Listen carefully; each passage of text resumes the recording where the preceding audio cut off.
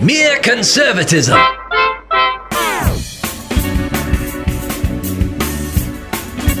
Welcome to Mere Conservatism. I'm Cleve Walker, and that over there is David Perry. That over there. That over there. Are you using my proper pronouns? Well, what do you identify that by? And this? I like that.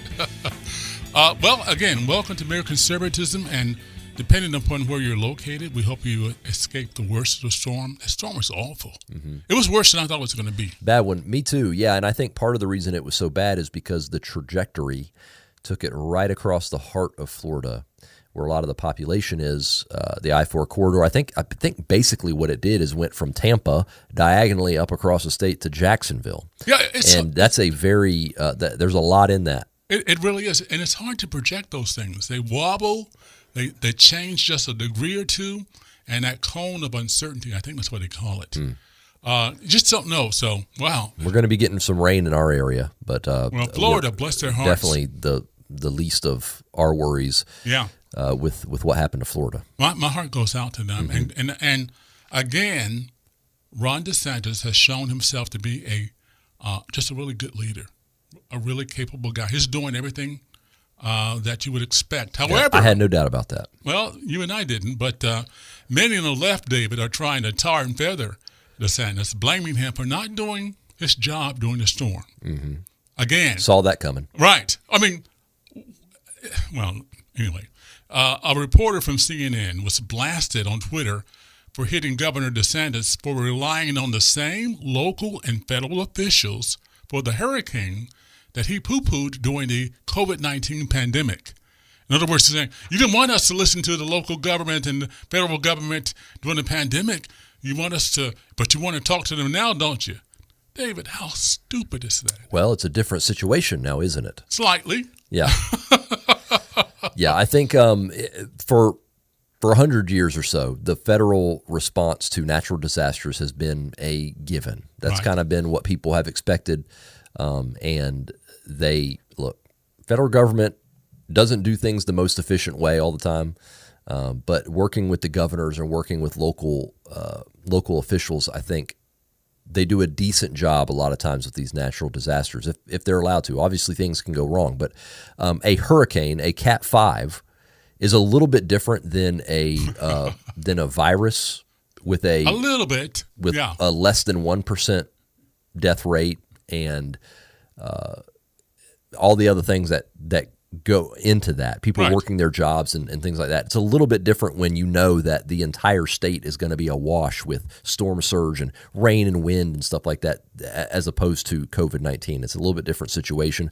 Obviously, the response of DeSantis is extremely important. Mm-hmm. He's up for election here, and not to just boil it down to just the politics of it, because there's a lot going on that's important other than that. But look, it's a politics show, so we're going to talk about how it affects everything politically. This before it hit, we all knew that this was going to be used in some way to bludgeon Ron DeSantis. It wouldn't matter what he did. It wouldn't matter what happened. We all knew that he was going to get criticized for how he handled it, because this has really, especially since Katrina. Katrina was the one event that just ended George W. Bush, basically. And it has been, ever since then, these storms, these natural disasters has been used for political reasons against the people that are in charge, because if anything goes wrong... It doesn't even have to go wrong. No. Especially when the progressives are attacking, any death that is lost, any amount of property that is lost, anything that was late in being repaired or whatever, for them it's fair game, mm-hmm. David. And that's what we're going to hear. Yeah, because this is what, and you said right, even if nothing goes wrong, because something has already gone wrong. It's a hurricane. So it's a bad situation. There's no way around that. And basically what it boils down to is folks are blaming Ron DeSantis that there was a hurricane. Now, what you just said almost sounds patently ridiculous. But you got to understand, a lot of these folks believe if we just drove enough electric cars and had more windmills, we probably wouldn't have had this storm. Yeah. And that sounds absurd, but David, there are folks it's crazy who believe it. Mm-hmm. They believe that. How can you fight folks like that? Well, yeah. I don't think you do. I think you just do the best you can. You can tell them, look, there's always been hurricanes, always. Yeah, always will be. And there always will be. Thanks to climate change. So I'm sorry, I had to toss that in thanks there. to the climate. Okay. That's just something that happens, and it always has. These storms are more destructive than they ever have been.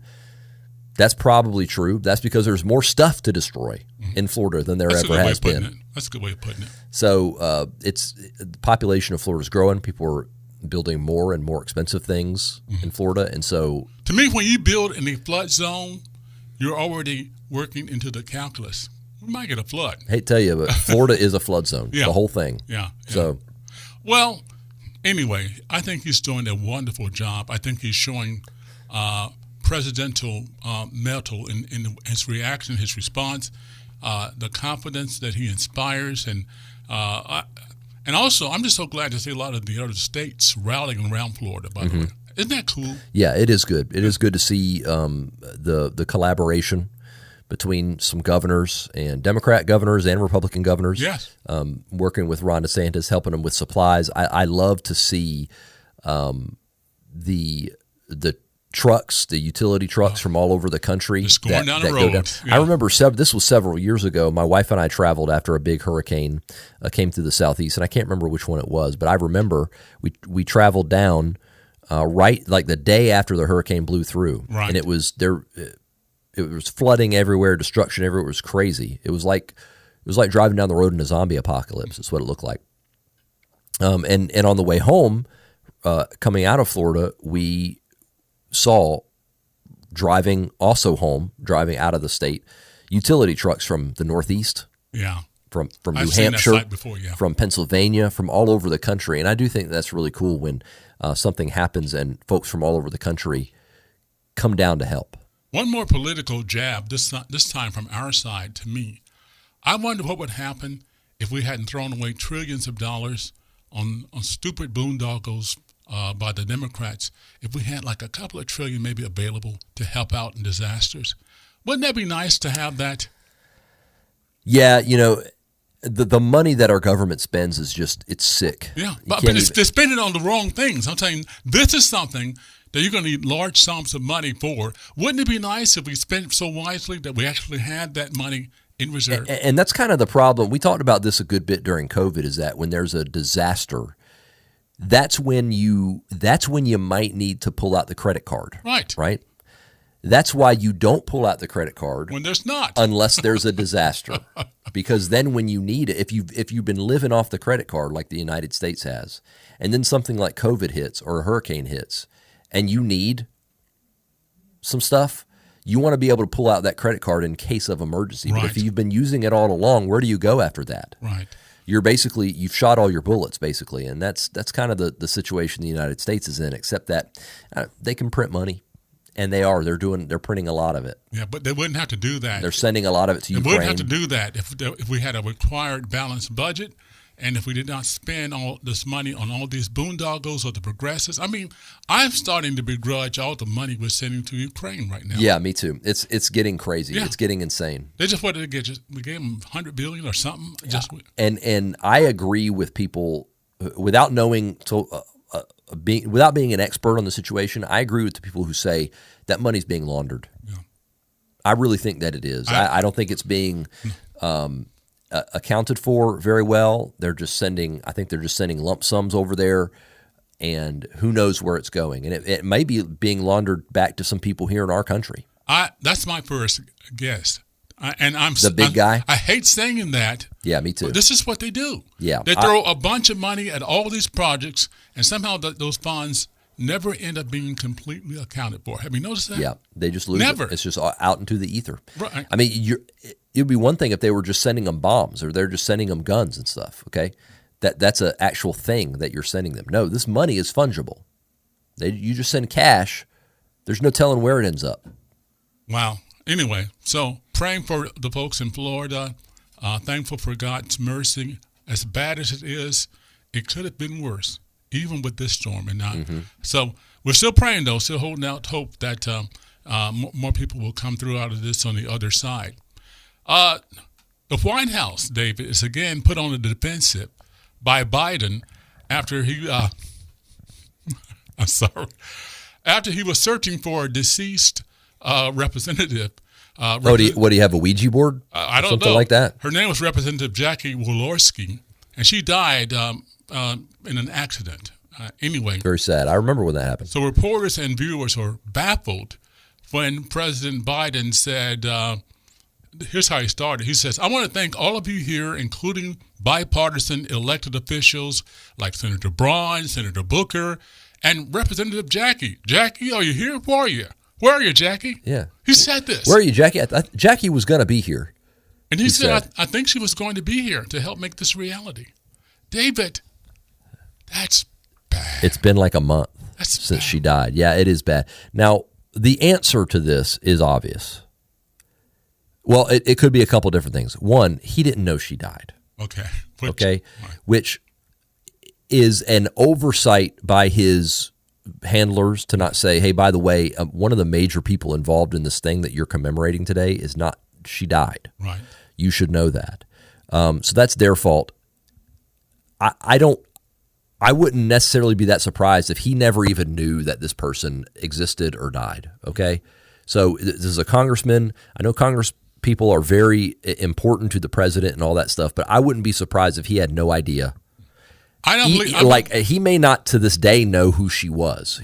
Her name was on a list. She was involved in this thing, so he said something about it. You know how he is. He's a glad-handing politician. Stand up, Chuck. Let them see you. Shake their hands, stuff like that. Too, yeah. So that could have happened, or he could have just forgotten. I mean, he might know Jackie. That's what I believe. He might remember Jackie, have been friends with her, but forgotten that she passed away. Yeah. The White House, unfortunately, those are the two logical explanations. Unfortunately, the White House can't say that. They can't say, Kareem Jean-Pierre can't come out and say, Joe, it slipped his mind that Jackie passed away. He forgot. It slipped his mind. You can't say that because you're obviously reinforcing the idea that he's old and senile and forgets stuff. So that makes him look really bad. Another convoluted explanation. What she said made no sense at all whatsoever. It would have been nicer to say, he forgot. He totally forgot in the midst of the moment because he was looking for a dead woman. Now they could have said, we knew that Jackie was very important to helping this accomplishment come to fruition. Joe knew that. He was very appreciative of her, and in the moment, it slipped his mind that she had been in that accident, and we're really sorry for the family. And they could have breezed through it like that, but they cannot say he forgot, even though, look, I could have forgotten something like that. Right. I'm a younger man than Joe Biden. Most people are. Younger than Joe Biden, but even I could have forgotten that somebody passed away. That does happen, but in his condition, the way he is, they cannot do that. Well, and to show you how sad things are, Kamala recently, I don't know if you realize this or not, did you know that the U.S., America, that our allies are North Korea, that they're our allies? I heard her say that. Yeah, Did you know that? Whoops. I mean, so I don't even know what to say about her anymore. She's just so bad at every talking. single time, David. I mean, she has never had a good outing. It's amazing to see who we end up with as our nation's leaders. It's crazy. I really can't believe it. Wow. Totally overmatched. And it makes me think, if they can do it, I could be president. Shoot. If Joe Biden can be president, I can. The only problem is, and by the way, when I say this, I'm not poo-pooing you, okay? The only problem is our side actually demands merit for positions. So it doesn't happen that way. We don't check off boxes. Typically, not yet anyway. And I still say, hey, you probably could rise to the top, but we don't do that. That's what they do.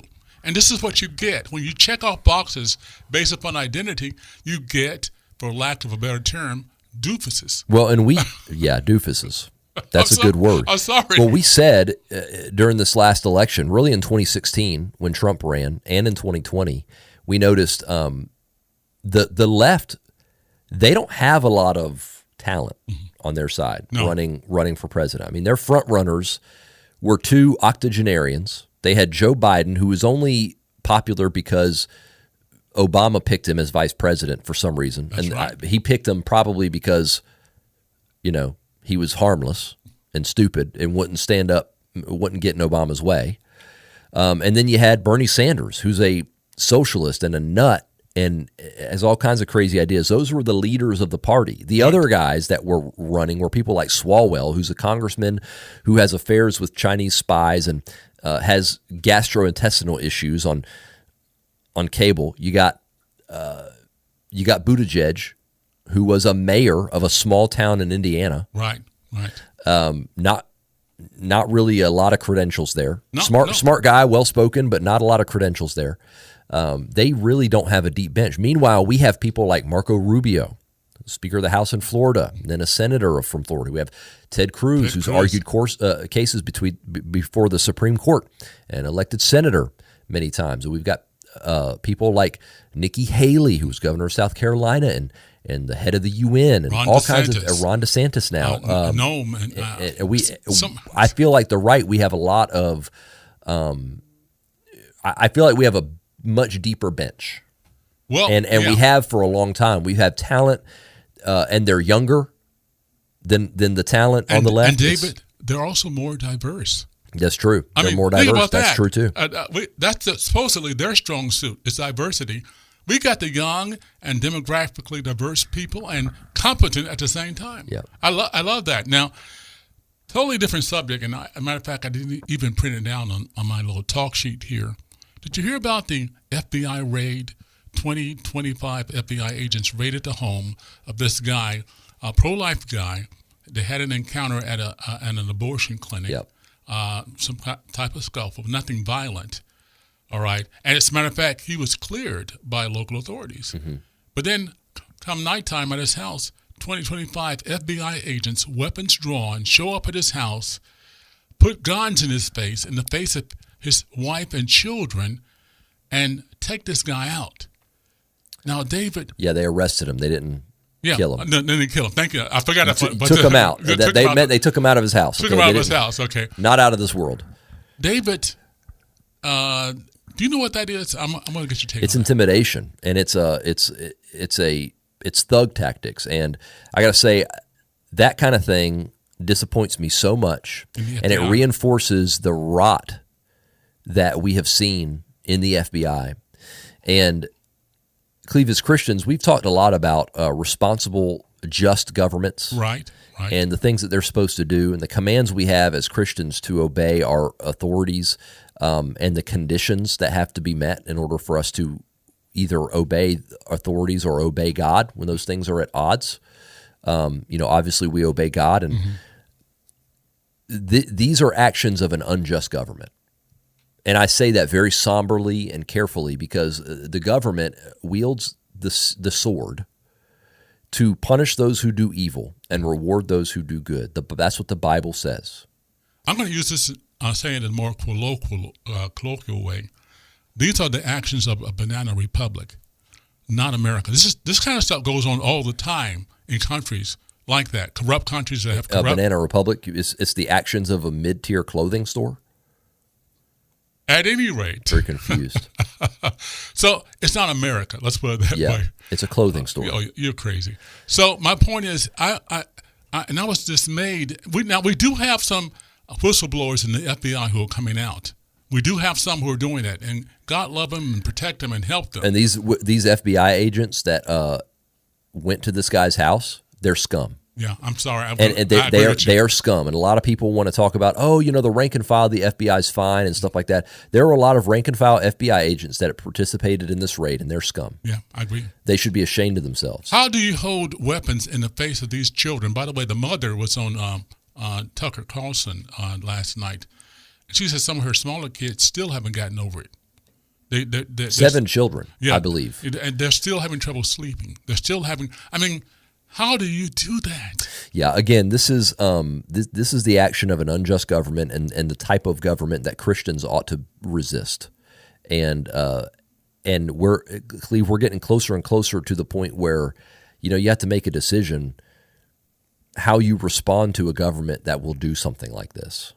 Well, if I know what you're kind of hinting at, before we get there, I believe that we're going to get one more chance to rectify the situation. If it doesn't happen now, for example, if the GOP does not take over the Senate or the House, If it doesn't happen now, the point you're talking about will almost certainly come here. But right now, we need to understand these folks have shown us they're going to do anything to hold on to power. Well, and we should do everything we can to hold them accountable. So this raid that they did on this guy, I hope that there is a way for him to fight back legally and hold the FBI and the Department of Justice accountable for what they did, because what they did was absolutely wrong. And let's understand something here.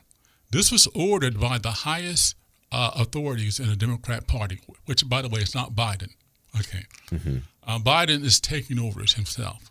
But the upper echelon of the Democrat Party has demanded now that the Justice Department be weaponized against those they consider to be the enemies of the progressives. They are weaponizing, and this agency has a lot of power. Yeah, they're pretty much declaring war on us. Basically. And not figuratively. Well, that's what Biden... I think it's pretty literally war on us. And I say us, the FBI hasn't raided my home yet, but I'm not a figurehead for a pro-life organization that prays outside of abortion clinics. And this guy was in the spotlight as leading this organization. It was a message to anybody else, though, in the pro-life. Absolutely, and it was also a message to their fringe group on their side, saying, "See, we do support abortion in a big time way. We'll kill somebody if need be." That might sound like an exaggeration, but my point is, I was disappointed in the FBI. I was disappointed that we don't have enough people on our side who realize just how stark things have become, because we're just shy of what you were intimating to me a few minutes ago. Yeah, it's not okay. No, it's not okay, and we need to say it. And again, American church, I know you don't like to be involved in politics. This is not about politics. This is about an evil, oppressive regime that is trying to force ungodly values on the citizenry of this nation. They're trying to chill free speech in doing things that God would have us to do. Right. Standing for the unborn and things like that. Right. They're trying to, this action is meant to chill free speech and personally attack this guy. I mean, you got Mike Lindell getting raided. You got Trump, of course, with his stuff. You got this guy, this pro-life advocate, and there will be more. Of course. They're not stopping. When they raided Trump's Mar-a-Lago, they were saying this. Because if they would do that to him, to a former president, if they would do it to him, they said, we will do it to you. We will do it to anybody. Yeah. And what did Trump say?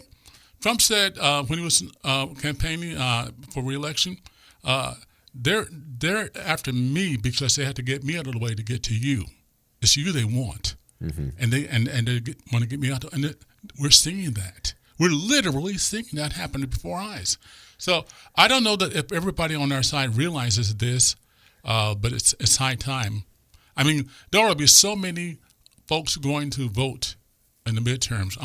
From our side right now, it doesn't matter what they try, what kind of chicanery we should, but you just never can tell. Yeah, and hopefully we will win elections, and then hopefully we will do some stuff. By the way, we need to move the ball. One guy I want to mention too, and we didn't mention him, but Glenn Youngkin is another one of the bright and morning stars for the Republican Party. Yeah, it's interesting what he's saying because they're mad at him and his state for putting some rules in place about parental informing parents about gender. Giving the power back to parents over their own kids, basically. And people are outraged by that. Yeah. I mean, it's what got him elected. Yeah.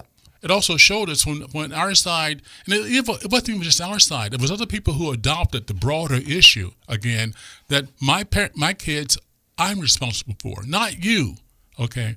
But Youngkin ran with that, and he's still running with that. It's sick what you're seeing from some people with this, especially with this transgender stuff. The groomer term, I don't feel like holds enough. No. Meaning not anymore. I mean, it's so beyond that. Our culture is so sick, Cleve, and the things that they will do in order to sexually indoctrinate children and kill children, right, with transgender stuff and abortion, their blood. It's like they're bloodthirsty for this stuff. It's really nothing less sick. than mutilation. what they're trying to do to young kids. And David, we're talking about minors. We're not talking about even 18, 19-year-old. We're talking about kids. You're getting a lot of people exposed for doing these transgender surgeries and mutilating children, and they're running scared because they're trying to do it in the dark. They want to do it so bad, and the lengths that they will go to do it is pretty scary. And not only that, with we talked last week about Stacey Abrams and the fake heartbeat stuff, and talking to some in my conversations with otherwise intelligent people who want to defend that kind of thing, the thing that she said, the crazy stuff she's saying, and they're defending it all because they want to be able to kill babies that bad that they're going to be stupid, so stupid to say that the fetal heartbeat is a conspiracy theory is amazing. It boggles my mind. And the only thing that I really think you can say, Cleve, is you have given me a lot of wisdom over the years and helped me realize that sin makes you stupid, okay? Right. And evil corrupts your brain. It does. And the things that you will think and say and do when you are being manipulated or deceived by that evil, it's mind-boggling to see how blind people can be to the foolish and evil and terrible things that they're saying and doing. And if this doesn't make you believe that there's a genuinely real devil, I don't know what will. Because the evil that is behind this is a spiritual evil. There's no doubt about it. David, it's kind of a somber note to end on, but got to do it. Again, folks can catch up with Mere Conservatism how? Yeah, check it out on Spotify. You can find it on Apple Podcasts, on YouTube. We post them on YouTube every week, as well as Facebook. Make sure you join our Facebook page and leave us a comment. And again, praying for all the folks in Florida and all those up and down the coast affected by that storm. Keep up the faith. This is David Perry, and I'm Cleve Walker. For Mere Conservatism, it's not over with yet.